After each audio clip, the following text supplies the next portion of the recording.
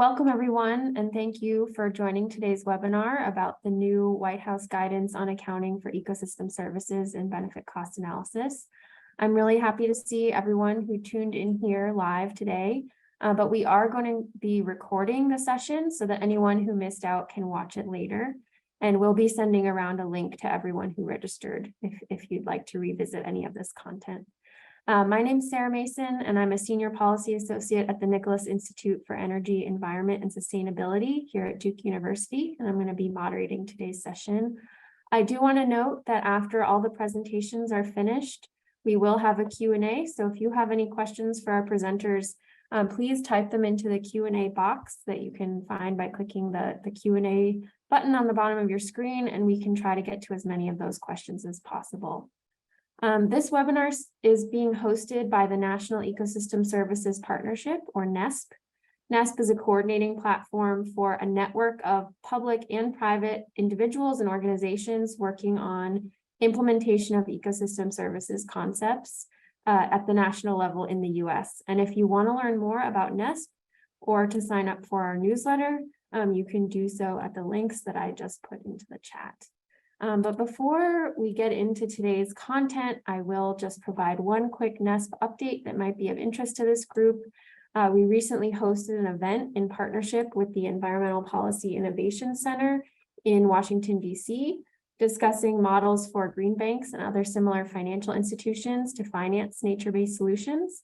So if you want to listen to that recording, we now have that posted on our website, and I will also paste that link into the chat. So if that sounds at all interesting to you, I will give a shameless plug that you can sign up for our newsletter to hear about other webinars and events that are similar to this one and to that Green Bank event that I just talked about. Over the years, NESP has hosted a few different webinars and discussions about methodologies and potential updates for how to account for ecosystem services and benefit cost analysis. So we were very excited to hear about the guidance that was just released earlier this month by the White House on this topic. The webinar today is going to be split into three sections. We'll first be hearing about a presentation about the guidance itself.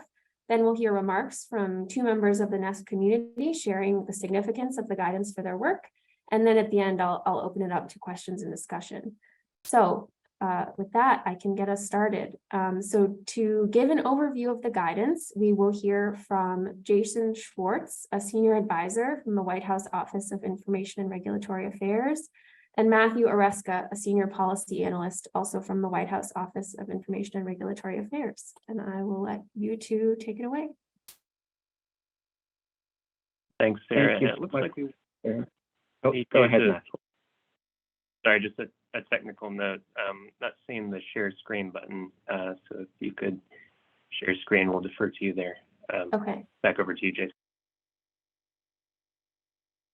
Thanks, Matthew. And yeah, Sarah, while you're pulling those up, I can go ahead and get started with an introduction. And if you can just, whenever you get the slides up, go ahead and advance to the first content slide would be great. But I'll go ahead and get started. And thanks so much, Sarah, for arranging this and inviting us to speak. So as this administration has repeatedly emphasized, federal agencies should strive for evidence-based and transparent decisions. The goal is to consider relevant factors before making a decision and tell the public what the consequences of those decisions are. And of course, benefit cost analysis has long been a tool to serve those twin goals, but for just as long, it's been challenging to fully capture the benefits and costs from changes in nature. And so the White House is undertaking a comprehensive review to modernize how agencies conduct analyses. Several months ago, OMB put out new drafts of Circulars A4 and A94, which are the guidelines on benefit cost analysis for regulations and federal programs. And we're now following up with draft guidance on ecosystem services to make sure we're not just focused on those effects that are easiest to measure, but are trying to measure all the effects that we care about. So next slide. So Circular A4 already tells agencies to quantify those ecosystem services that can be quantified and to thoroughly describe those that can't. But agencies have different capacities to carry that out. So consistent with an executive order calling for more detailed guidance, OMB has worked for 2 years with experts at OSTP, CEQ, and agencies to develop draft guidance, which is now out for comment. And before turning to my colleague, Matthew Oreska, for details on what the guidance actually says, I just want to emphasize how seriously we take public comment. We really want to hear both which parts of the guidance you may support and which you would change and how. So please tell us if you think we're on the right track but need a few tweaks, or tell us if you think we need bigger changes. If you write an op-ed or have an article out that makes recommendations or put out some other document on responding to these guidelines, that's wonderful. But please also be sure to submit that to our docket for comments as well, because that's the only guarantee that we'll be able to fully consider your input. Your comments don't need to be formal or long or even proofread. Just tell us what you think we really do want to hear. And with that, I'll turn it over to Matthew to dive into the details. Thanks, Jason. Sarah, you can go ahead and advance that one. And I'll also just pause to also credit a number of folks within the EOP who participated in developing this guidance. It was a real team effort. Also our interagency colleagues who weighed in. So we'll walk through the guidance document that is currently out for public comment to orient you all. And we'll start here with this outline slide. As Jason mentioned, agencies are already expected to account for ecosystem service benefits and costs under our Circular A4 and Circular A94 in the programmatic space. But many agencies, as Jason said, have more or less familiarity with ecosystem services and different capabilities. And so one of the motivations for writing this guidance was to try to get all agencies up to the same page, same basic understanding, and then allow them to adapt these consistent methods to their specific cases. And so these bullet points provide an indication of the guidance document structure. One of the key points here is the conceptual framework. So we wanted to provide a systematic overview of the ecosystem service landscape, which of course is very complicated, to orient agencies, particularly those with less experience thinking through these things. And then the heart of the guidance is, of course, the fourth bullet there, the recommended steps for actually conducting ecosystem service analyses in the regulatory context under Circular A4. That would be in service of analyzing rulemaking actions, regulatory proposals. But we believe the guidance can also help inform agencies' programmatic decisions. But we also want to provide agencies a lot of tools. So the appendices are fairly lengthy relative to the actual document main text.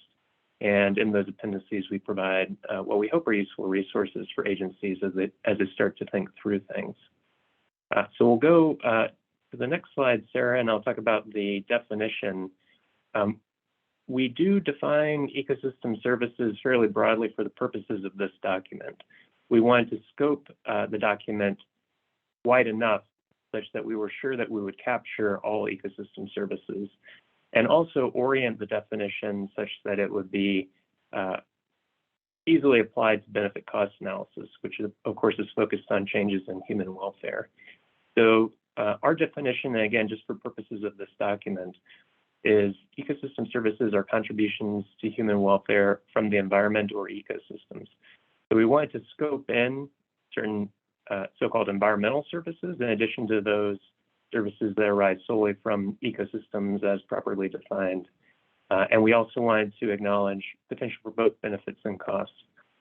And then here, the bullet points provide an indication of some of the types of human welfare concerns that are often involved in benefit cost analyses, not just with respect to ecosystem services, but all sorts of benefit cost analyses.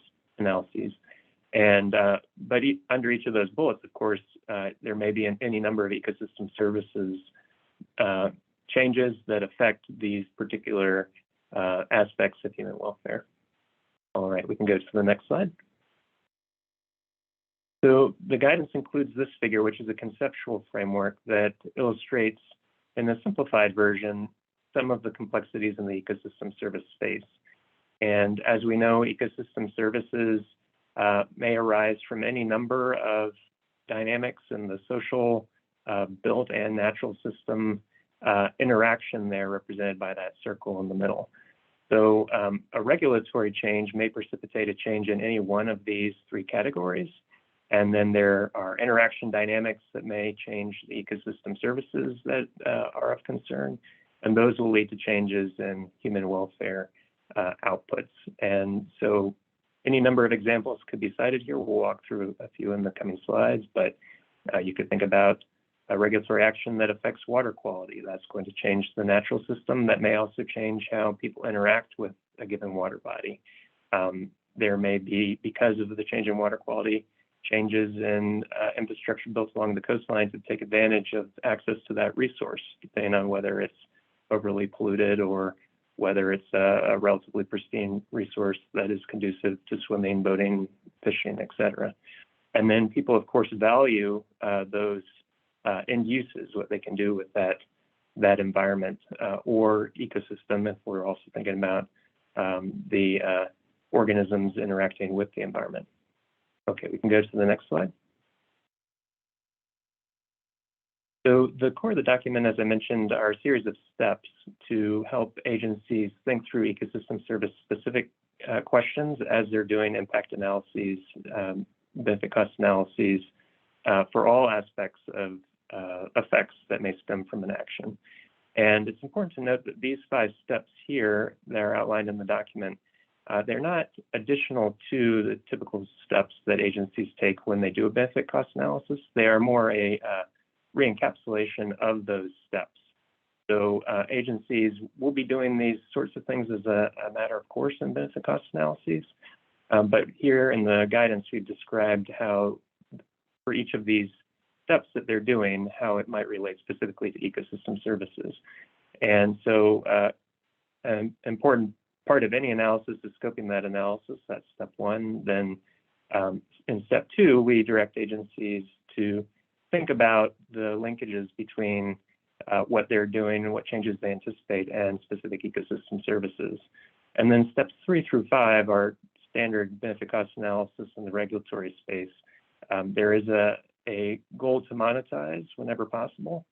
And if you can't monetize, then at least quantify, and if you can't quantify, at least qualitatively describe the effects that you're expecting, and then report those out. Okay, next slide. So here we want to show that, and this again comes from the guidance document, we want to show that for a given change, there may be multiple endpoints that are affected via different changes in ecosystem services. And so if we think about an example where a rule may affect road access, that may change how a forest is managed. Depending on how the forest is managed, that may change exposure to fire risk. And then there is a connection from there to human health endpoints.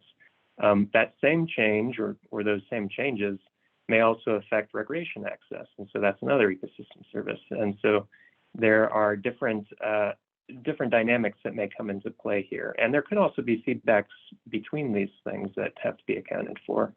But this is just meant to show that any given change may precipitate lots of other additional considerations. Okay, next slide.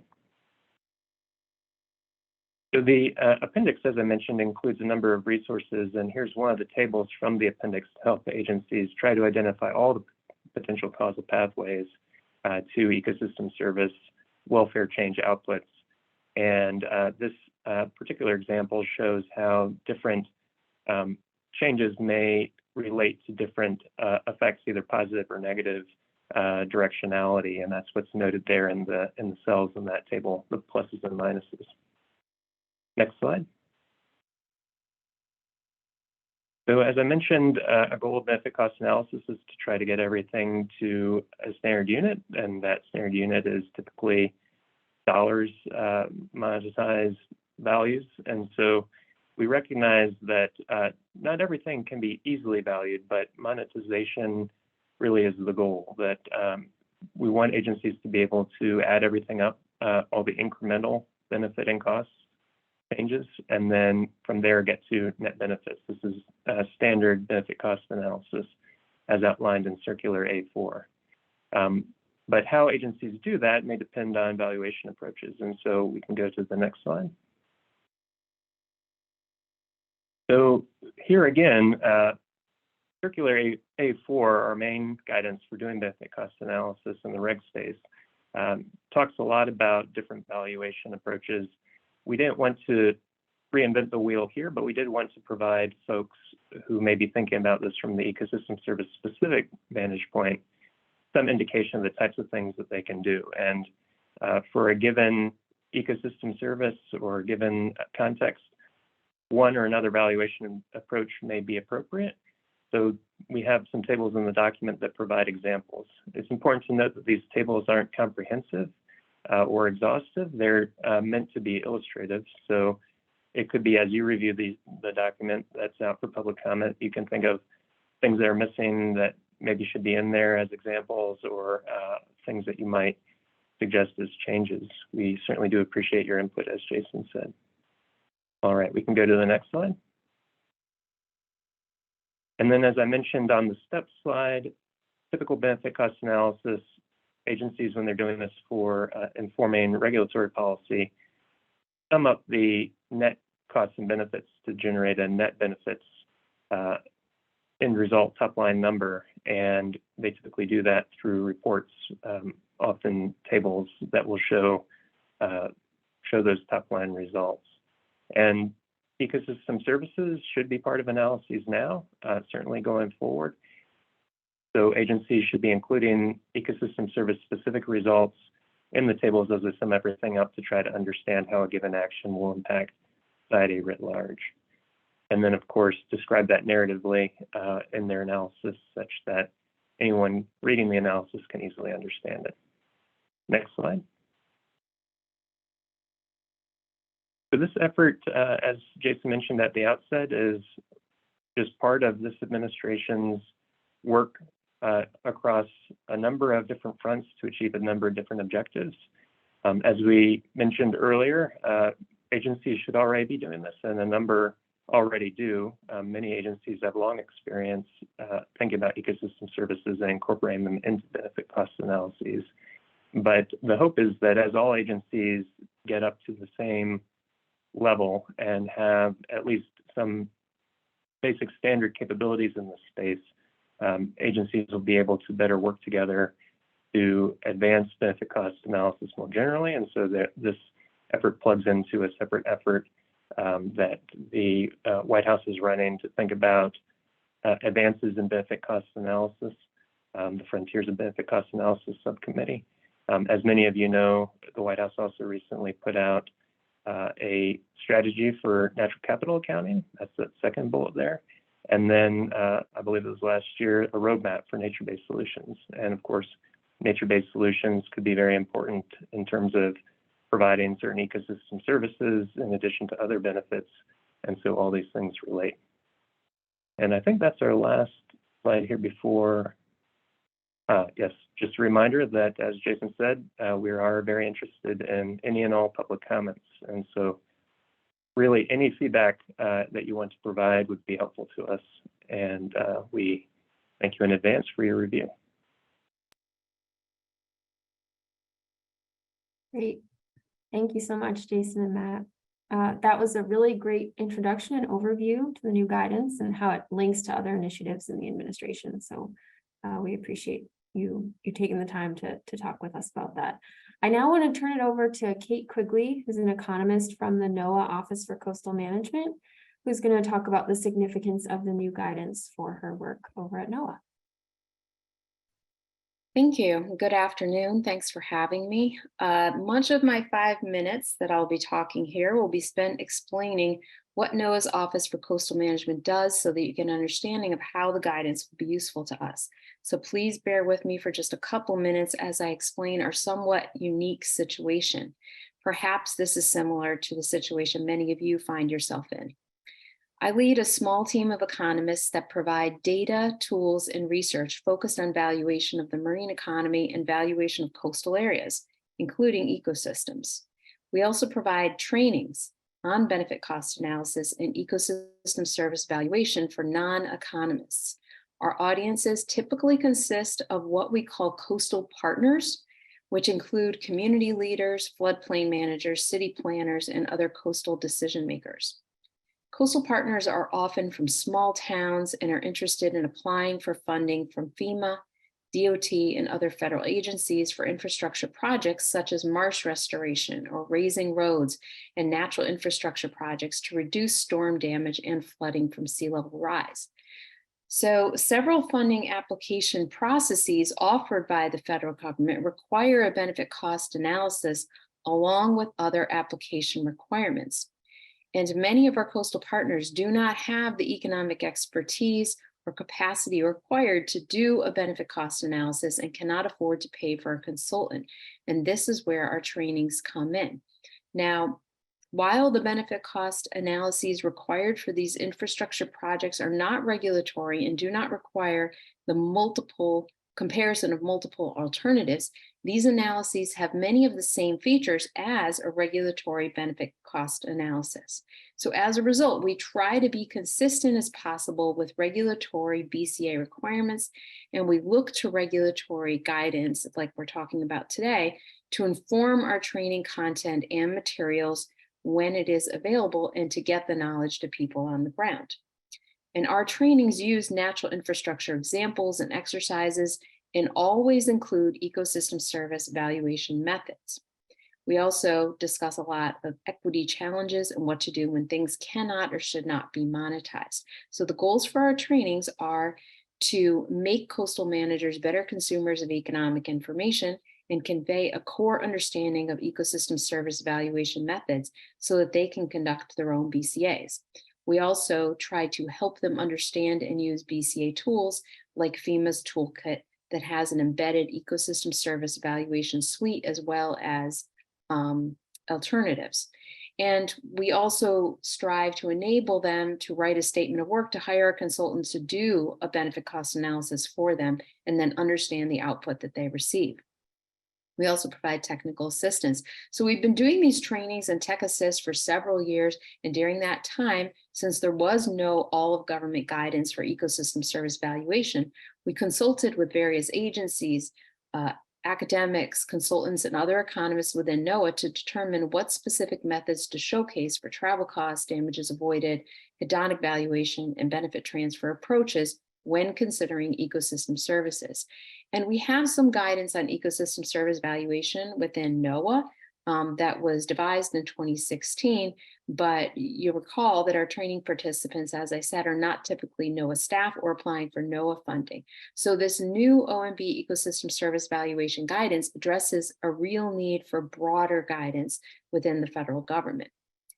Now, OMB's ecosystem service guidance document has been anticipated for some time, and NOAA is still digesting and pulling together feedback on the guidance.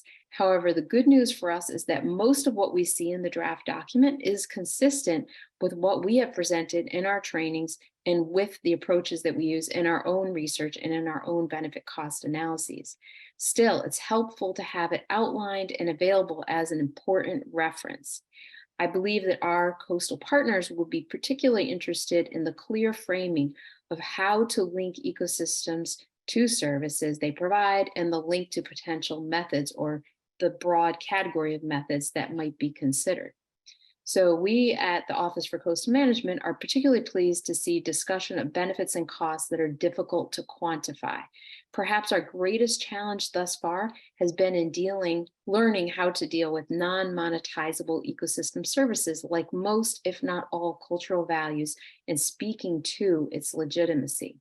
So what we see written in the guidance serves for us as validation of the utility of qualitative descriptions of benefits and costs in a benefit cost analysis, especially having to do with ecosystem services. And this guidance offers the opportunity to update and expand our trainings. For several years, we've been working to find unofficial agreement among federal economists on how to talk about ecosystem service valuation, just in how to frame that conversation and what methods are deemed appropriate and accessible. And this guidance is an important component in that discussion. And with that, I believe I'm passing it back to you, Sarah. Yes, thank you very much, Kate. I now want to give the floor to Robert Johnston, Professor of Economics and Director of the George Perkins Marsh Institute at Clark University. Robert's been a longtime NESP community member, and it'll be great to hear his perspective on what the guidance means for his work and research. Wonderful, thank you. Thanks for giving me a few minutes to talk about this. Just a little bit on my background. I come at this from a slightly different perspective from the prior speakers, in that I'm not with the federal government, although I've served in multiple advisory capacities. But where I enter this space is as one of the folks who often works with federal agencies, EPA, NOAA, USDA, and others, to try to think about how they can implement guidance like this, how they can actually evaluate ecosystem services and calculate the associated values with the capacities that they have, right? So what I'm going to talk about hopefully kind of dovetails and builds very nicely on what's been talked about already. And so first, I guess what I'd like to say is just to commend everyone involved, OIRA, OMB, OSTP, on developing this guidance, right? I can't tell you how many discussions I've had with folks connected to or within federal agencies asking questions about how to do this stuff, right? And a lot of them relate to exactly the types of topics that are touched on here, right? So one can quibble about little minor things, but broadly speaking, I would say this guidance is fully consistent with what you'd expect, with kind of best practices that you would see kind of in the broader scientific literature. So that's excellent, right? I was super pleased to see that.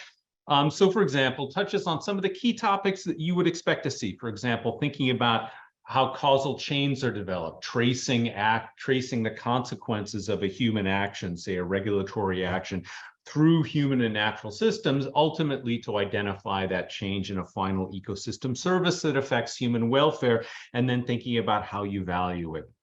And within this context, thinking about how you measure what matters to people directly, right? And that's where guidance like this, I think it provides an excellent foundation.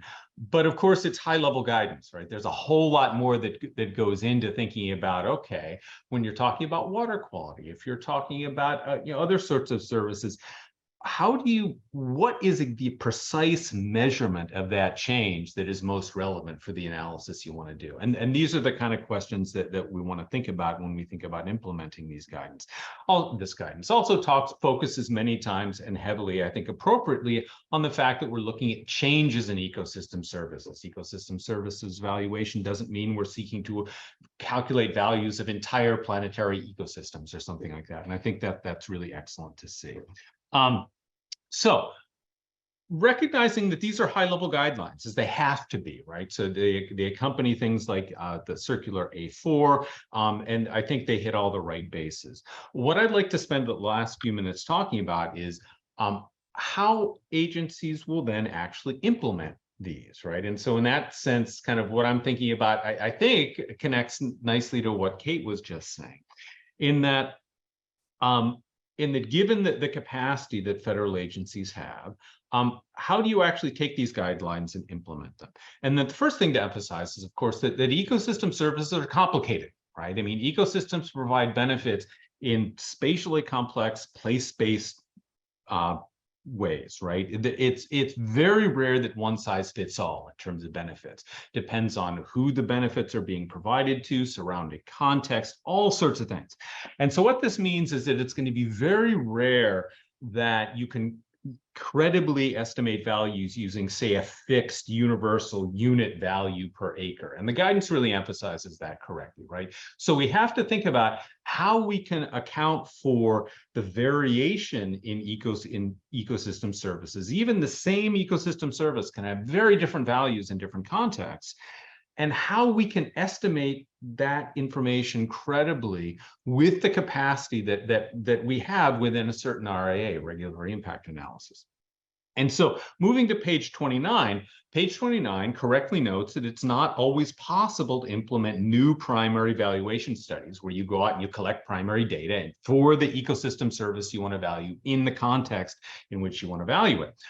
I would go even further, and I would say realistically, it's almost never possible to develop new primary valuation studies for RAAs, at least the ones that I've seen, right? So if you look at regulatory impact analyses across the federal government, almost universally, at least the ones that I'm aware of, you're using benefit transfer, right? Benefit transfer where you take existing valuation data that's already out there and you somehow adapt it, right, to quantify values for where you need them, right? That's not always the case, but many times that's exactly what you need to do. And so the question that is in my mind then is, now that we have this guidance, how do we develop the two things we really need to implement it? And the first is that robust body of underlying valuation literature, right, that we need to support the benefit transfers that are going to happen. And then the operational standardized benefit transfer methods that agencies can pick up and use, right? Because, because often these RAs have to happen relatively quickly. And so you have to have essentially kind of ready to use benefit transfer methods, whether that's, a valuation data synthesis, a meta-analysis, a benefit function, what have you, right? So this doesn't mean that we have to rely on rudimentary, simple unit value transfers, right? There are sophisticated methods out there, but these methods are only as good as the body of underlying literature.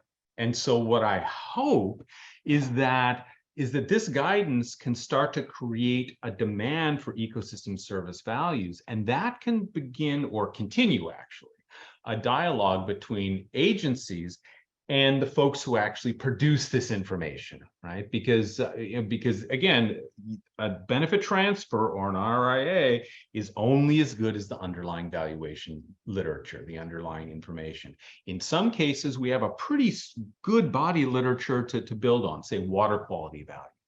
But in other types of ecosystem services, those hard to value ones mentioned by Kate, for example, there's not much there. Right. And, and so that's kind of the challenge moving forward, right, is in my view, is where that information comes from. And the last little thing I'll highlight is that one thing that concerns me, and this is just kind of broadly, is that there aren't many people who spend their careers working on benefit transfer methods. Right, they're really vanishingly few who do this as their life's work, right? And honestly, there aren't that many people who focus on who are dedicated folks working on valuation. And so one of the worries that I have moving forward is where are the experts going to come from? They're going to support all this important work that needs to go forward. And so I think that's an important dialogue that has to happen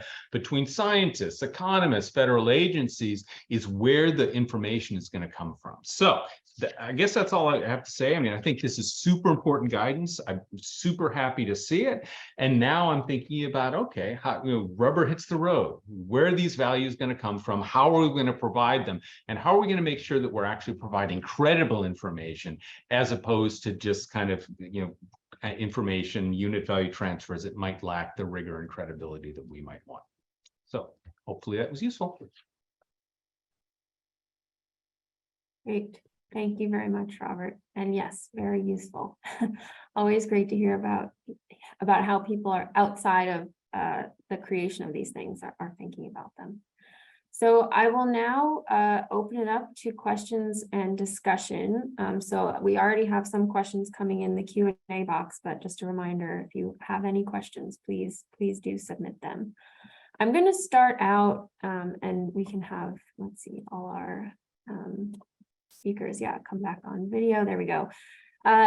We've had a couple questions talking about sort of the spatial nature of ecosystem services come in. And so can maybe Matthew or Jason talk about, how in the guidance you're thinking about or how it does incorporate sort of the distribution of various services and, who is being affected, not only how these services are changing. And Jason, if you want to take first pass at something, feel free. I'd be glad to jump in with some thoughts either way. Sure. Maybe I'll say something very general and then you can make it more specific to the guidance. So I'll say generally, and this is something that I hope came through in the draft of Circular A4 as well. And we've seen it in executive orders and memoranda from this president as well, that this administration is deeply interested in distributional analysis and figuring out not just what the effects are, but where they fall. And so, across the board, as part of our modernizing analysis effort, we are giving very careful consideration to how do we set the appropriate scope for analyses, and how do we get better at measuring the incidence of where things fall. This is a topic that is also going to be one that we're exploring through the subcommittee on the frontiers of benefit cost analysis that Matthew mentioned. That I can't disclose too much about yet because it's the report's not written, but we hope that a report will be coming out in the coming months that will further explore some of these topics. So this is the question relates to a broader interest of this administration. But in terms of the issues of spatial scope and incidence within ecosystem services specifically, Matthew, maybe I'll kick it back to you for that. Okay. Well, we could take this question in a couple of different directions. I'll just provide a couple of thoughts trying to touch on all the different angles. So as a working group drafting this guidance, we were quite clear from the initial phase that we didn't want the guidance to be just about spatial analysis. So many ecosystem service questions do relate to land use land cover change. Many of the questions are spatially explicit in some respect.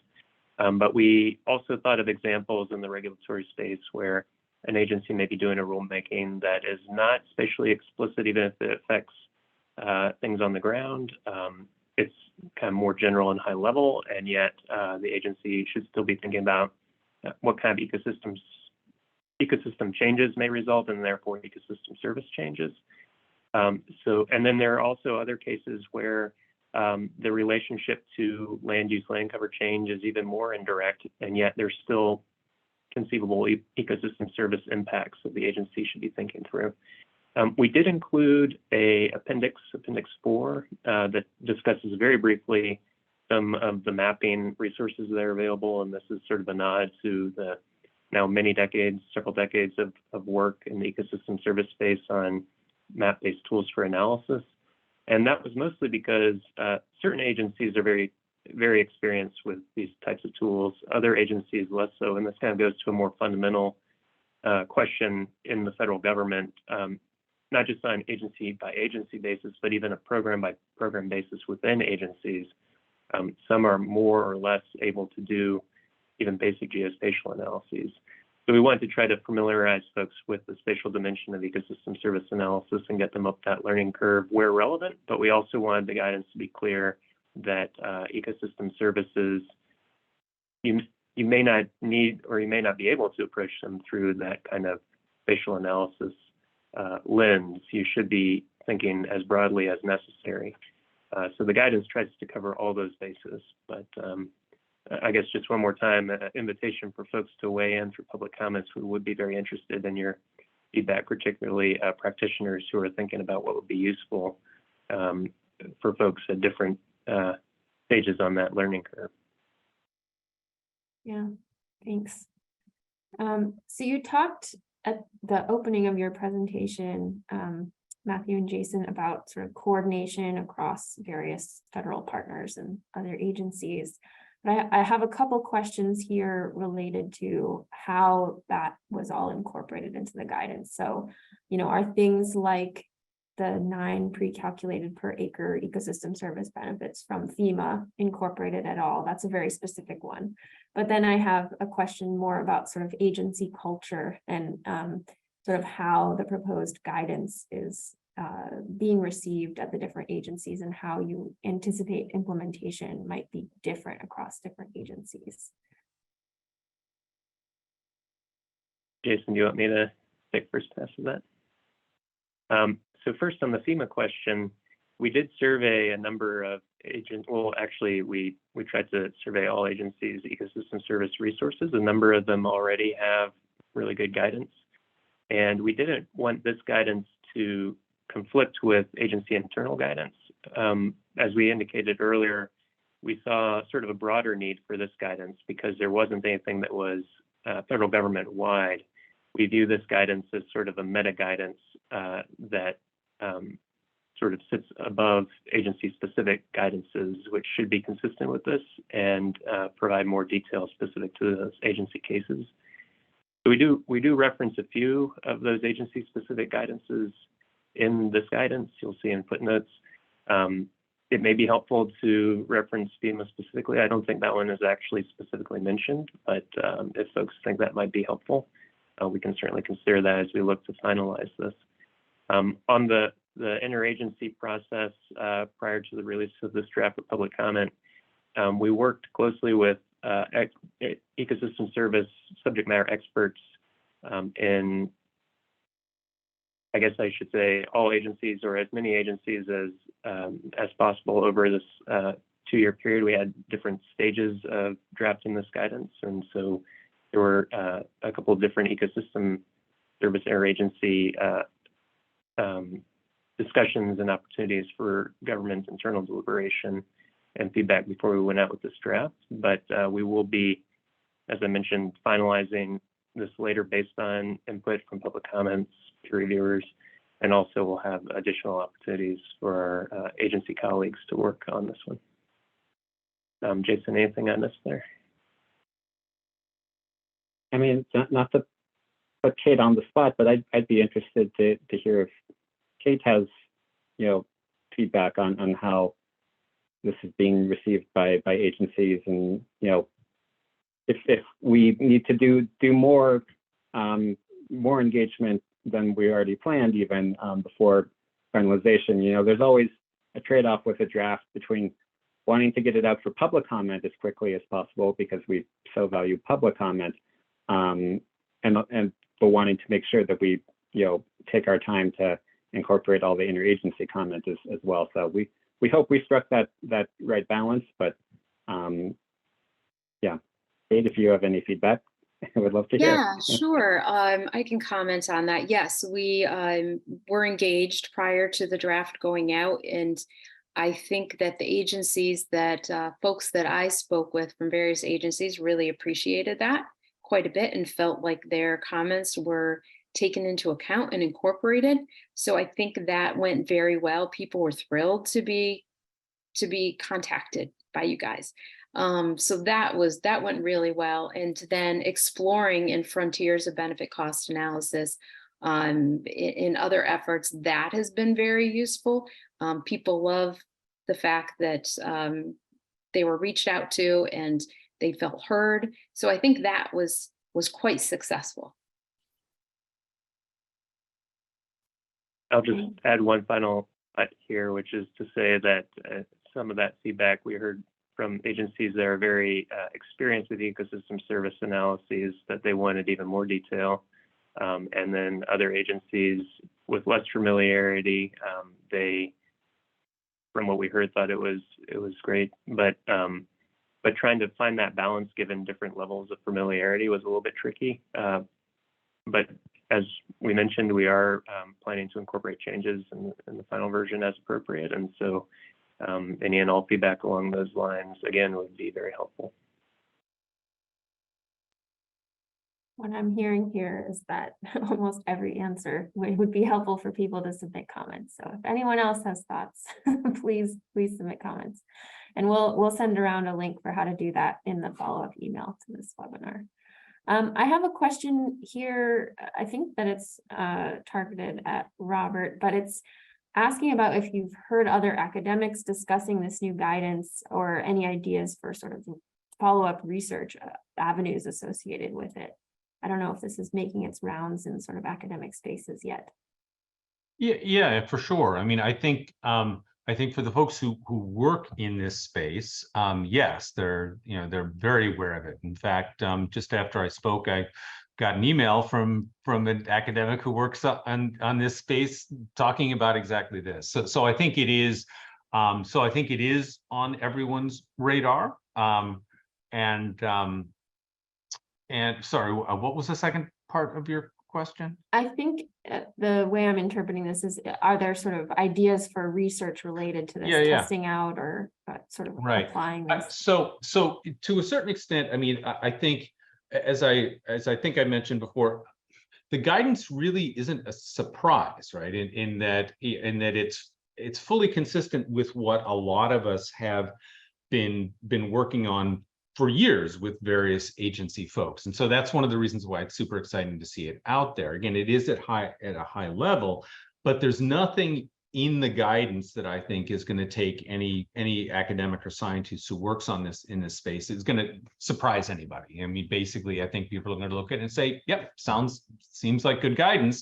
And so to a certain extent, we just continue to do what we do. I mean, I think one of the things that a number of us are working on, and I'll out my colleague who just emailed me, Lisa Wanger, who was so she, I, and a number of other people. I think where a lot of us are working is trying to find that sweet spot between information that's sufficiently valid, reliable, and credible to support decisions, but can be provided in a practical manner. Right. Obviously, if we had an endless amount of money and time, whatever, we could come up with highly precise estimates. We don't have that. Right. And so what a lot of us are working on, and I think where we need to do research and work, is on practical operational methods that have the degree of validity, reliability, credibility that we need. Right. And then you providing those in a way that can be used by federal agencies. Right. If you look at the academic literature, right, what are academics, incentivized to produce? Fancy stuff with lots of Greek letters and very difficult things that aren't necessarily designed to be picked up and used. Right. Whereas what agencies need is something they can use tomorrow, right, with the capacity they have. And so somehow it's connecting those two pieces, right? It's taking the sophistication of the academic literature and pairing it with the usability. And again, recognizing that we don't need perfect information. We just need information that's good enough, and figuring out how good is good, what do you need in specific context? And that's going to vary depending on the type of analysis you're looking at. And then figuring out what kind of analysis you need to fill that gap, right? And personally, what I'd love to see is more academics working on that practical side, right? Spending a little less time publishing in high-end journals, although that's wonderful, and spending a little more shoe leather actually trying to provide the tools that people actually need day to day. Thanks for all those academics on the line. A call here. So I have a question here that kind of talks about the need for good data to support all of this. And so, there's a comment here that says there's a serious need for funding to support development of new data to give legitimacy to some of these valuation findings. Are there discussions happening on the federal level to support funding for greater data development, so to support these activities? I think you touched on this a little bit, Matthew, in some of your connections to other efforts going on, but maybe you could provide a little more detail on that. Well, again, don't want to put Kate on the spot, but I might actually turn this one over to Kate for an agency perspective, because you are a little bit closer to the specific cases and end uses. So Kate, if you want to try to take this one, and then Jason and I can try to fill in any gaps. Yeah, I can go ahead and speak to our experience. we very often are pointing people to first take a look at bluevalue.org. So Texas A&M has a website where they feature different ecosystem service valuation studies that people can use for benefits transfer approach. And so very often we will point them to websites like that. And we have heard recently that they are updating their website and adding a lot of new research. They recently have gotten someone on board to do that. We use that in our trainings as well. However, there are other websites that people can rely upon. When we get down and we do a technical assistance, there are situations where there's no ecosystem service valuation close by that people can use for a benefits transfer. So they don't have a value that they can use. And that's a really difficult situation. In those situations, they're looking to find funding for someone to do something, but more often than not, they are borrowing a study that was used elsewhere, and they are modifying it to the extent that they can and creating caveats around that, acknowledging this isn't perfect.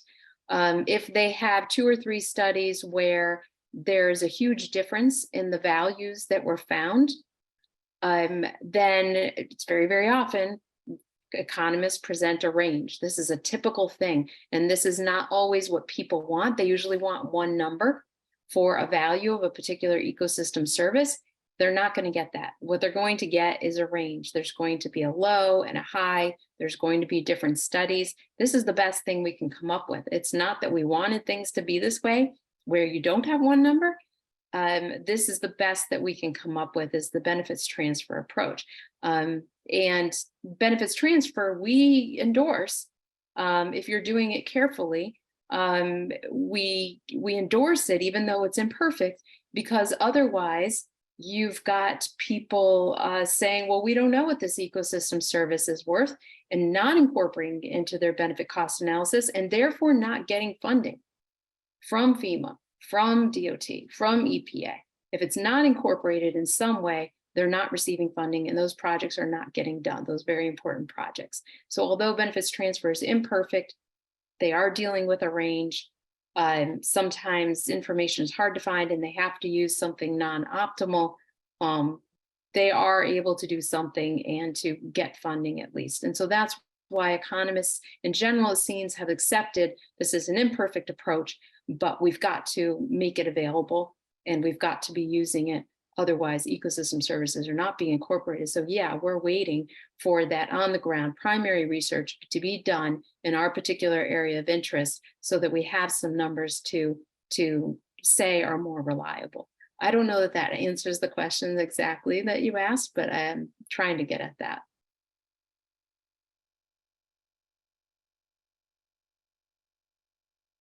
And I guess I'll just add that one of our principles in advising agencies in the benefit cost space is fit for purpose analyses. And so it may be helpful to have a very precise and accurate valuation estimate for a given context, but it may not be necessary to have something that is hyper accurate and precise and requires a very long time to generate that information.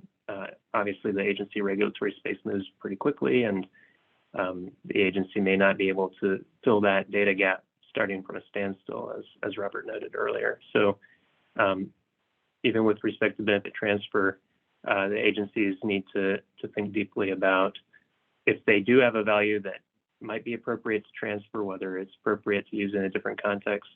And then generally speaking, it may be preferable, it's often preferable to think about transfer functions as opposed to just transferring single estimates. Or if you do are transferring an estimate, do you have an uncertainty distribution associated with it that may be more useful than a single value with no context, which in many cases isn't all that useful or may lead to problems if the agency misappropriates it.